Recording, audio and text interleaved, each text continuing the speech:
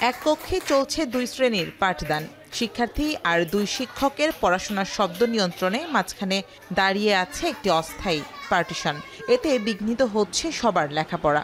এ দৃশ্য হবিগঞ্জ শহরের শতবর্ষীয় ঐতিহ্যবাহী চন্দ্রনাথ সরকারি প্রাথমিক বিদ্যালয়ের। আমাদের স্কুলে খেলার মাঠ নাই এবং ক্লাস আমরা ভালো করে করতে পারি না। আমাদের ক্লাসরুম কম, তাই আমাদের পড়ালেখায় সমস্যা হয়। 1908 সালে প্রতিষ্ঠিত বিদ্যালয়টি একসময় শহরের অন্যতম জনপ্রিয় শিক্ষা প্রতিষ্ঠান, কিন্তু দীর্ঘদিনেও হয়নি কোনো উন্নয়ন। ফলে এর জরাজীর্ণ ভবন আর পর্যাপ্ত ক্লাসরুমের অভাবে টিকে আছে কোনো মতে। নেই শিশুদের খেলার মাঠ, এমনকি টয়লেটও। জরুরি প্রয়োজনে পাশের বাসার টয়লেট ব্যবহার করতে হয় শিক্ষক শিক্ষার্থীদের। শিক্ষকরা বলছেন অফিস কক্ষেও ক্লাস নিতে হচ্ছে তাদের। অথচ বিদ্যালয়ের মোট 17 শতক জায়গায় একটি বড় অংশ দখল করে নিয়েছে হবিগঞ্জ পৌরসভা, যেখানে খনন করা হয়েছে পুকুর। ফলে জায়গা সংকটে নতুন ভবন নির্মাণ হচ্ছে না বিদ্যালয়ের।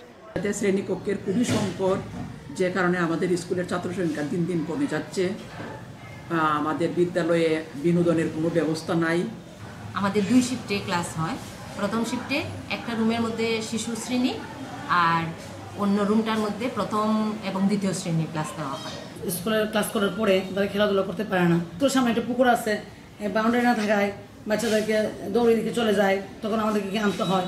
ওনারা আমাদের এই বিদ্যালয়ের জায়গা নিয়ে যেভাবে এই নাড়াচাড়া করতেছেন, আমাদের জায়গা দখল করতেছেন, এই পুকুরের কথা বলে, এটা আসলে মানবিক দৃষ্টিকোণ থেকে আমি মনে করি বিদ্যালয়ের স্বার্থে, এলাকার স্বার্থে এগুলা ঠিক না। জেলা প্রাথমিক শিক্ষা কর্মকর্তা বলছেন দখল আর জায়গা পুনরুদ্ধারে পৌরসভার সঙ্গে আলোচনা চলছে। জায়গা ফিরে পেলে দ্রুতই নতুন ভবন নির্মাণের উদ্যোগ নেওয়া হবে।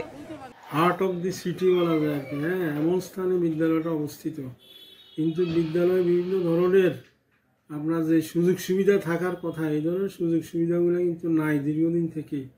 এখানে আপনার কোনো টয়লেট নাই, ছাত্রছাত্রীরা খেলাধুলা করবে এই ধরনের মাঠ পর্যন্ত নাই। বিদ্যালয়ের জমি যদিও 17 শতক আছে, কিন্তু এই 17 শতক এখন আমাদের দখলে নেই।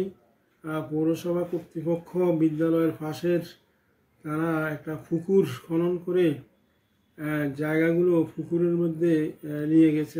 তবে পৌর কর্তৃপক্ষের দাবি কাগজপত্র না দেখে দখলের বিষয়ে কিছু বলা সম্ভব নয়।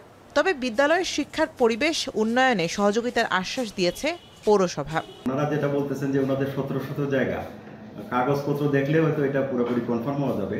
তবে এখন যে বিষয়টা হলো, এখানে মাননীয় আদালতের একটা নিষেধাজ্ঞা আছে, যে কারণে আসলে এখানে কোনো উন্নয়ন কাজ করা সম্ভব হবে না।